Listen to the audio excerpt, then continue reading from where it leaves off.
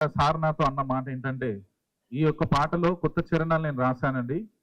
చక్కటి నాకు కావాల్సిన సంగీతం ఏంటంటే, మంచి క్లాసికల్ మ్యూజిక్ కావాలని చెప్పేసి సార్ దగ్గర కూర్చొని తనకు నచ్చిన విధంగా మంచి మ్యూజిక్ కంపోజ్ చేయించుకున్నారు. తనకి ఇష్టమైనటువంటి ఇన్స్ట్రుమెంట్స్ ఏంటంటే, తను అడిగింది స్ట్రింగ్స్, సంతూరు, ఫ్లూటు, వీణ. ఈ విధంగా నేను రాసిన ప్రతి చరణంలో ఉన్న భావము మ్యూజిక్ లో కనబడాలండి. నాకు హరిబరి అంత అవసరం లేదు. చాలా మెలోడీగా ఈ పాటను జనాలకు నేను వినిపించాలని అనుకుంటున్నాను. శ్రావ్యమైన మ్యూజిక్ మీరు ఇస్తారని మీ దగ్గరకు వచ్చాను.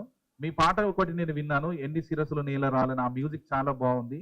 అదేవిధంగా జయరాజన్న గారు రాసిన పాట కూడా నేను కోయిల హో అనే ఒక పాట, ఆ అన్నల జాడ ఎక్కడ తెలుపవే అనే ఒక పాటకు కూడా మ్యూజిక్ చేయడం జరిగింది. ఈ పాటలను విని సార్ నా దగ్గరకు వచ్చి గొప్ప మాట తను చెప్పాడు.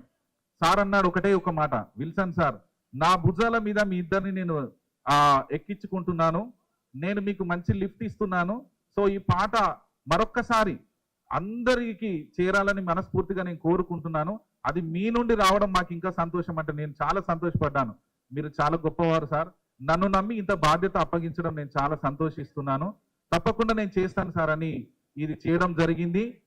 లాస్ట్ వీక్ నా స్టూడియోకి వచ్చి సారు ఫైనల్ మిక్సింగ్ చేసే క్రమంలో వరంగల్లో మీకు తెలిసిన విధంగా చాలా వర్షాలు వచ్చేసి కొన్ని ఏరియాస్ మునిగిపోయాయి, రహదారులు కూడా బంద్ అయ్యాయి. ఆ విధంగా సార్ రాలేకపోయారు.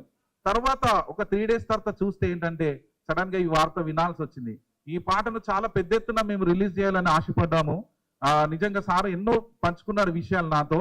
ఆయన గొప్పతనం ఏంటంటే, సార్ దగ్గర నేను అబ్జర్వ్ చేసింది ఏంటంటే, చిన్న వాళ్ళని సహితము ఆయన ఎవరికన్నా టాలెంట్ ఉంది అని అంటే అంత పెద్దవాడైనా సరే వాళ్ళ దగ్గరికి వెళ్ళి అభినందించేటువంటి గొప్ప మనసు తనది.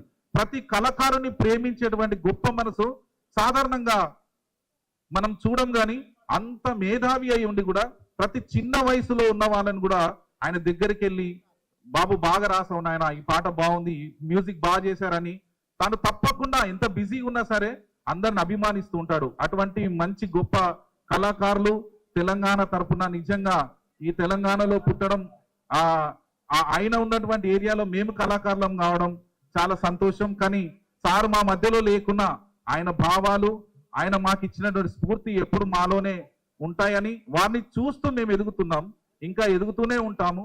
సో సార్ బ్లెస్సింగ్స్ మాకు ఎప్పటికీ ఉంటాయని మేము నమ్ముతున్నాము. ఇంత మంచి అవకాశం ఇచ్చిన సార్కి మా హృదయపూర్వకంగా కృతజ్ఞతలు తెలుపుకుంటున్నాను. వారు ఏ లోకంలో ఉన్న వారి ఆత్మకు శాంతి చేకూరాలని మేము మనస్ఫూర్తిగా కోరుకుంటున్నాం. Thank you another.